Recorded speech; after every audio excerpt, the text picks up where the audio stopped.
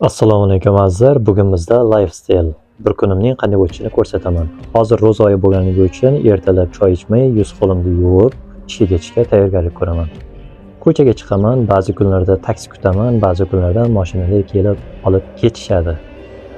Baxtimga bugun mashina kelib olib ketdi. Bugun ishlarimiz juda ko'p, ularni sizga kun davomida ko'rsatib boraman. Atrof juda go'zal, daraxtlar gullagan, chunki hozir bahor. Qumqo'rg'on tumaniga yetib kelamiz. Bu yerda ba'zi bir oilalarga tikuv mashinalarini tuzib, ularga ko'rsatishimiz kerak. Bular qanday tikuv mashinalar? Bular overlock hamda to'g'richoq mashinalarimiz bor. Ularni xaridorlarga tuzib, ko'rsatib, ishlatib, sifatini tushuntirib, ularga narxlarini ko'rsatamiz hamda narxlar kredit ko'rinishida to'lovlarni amalga oshirib, keyin ortga qaytaman.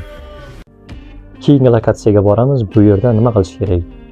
Oldin akkumulyatorda yurgan bo'lgan, hozir esa gibrid benzin bilan yuradigan qilib berishimiz kerak. Mahsulot tayyor bo'lgandan keyin uni xaridorga ko'rsatib, uni topshiramiz. Keyin yana ortga qaytaman.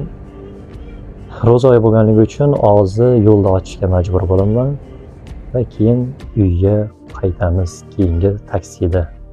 Kechqurun kitob o'qishga harakat qilaman, chunki mutolaa eng yaxshisi, shu bilan bir kunim tugaydi.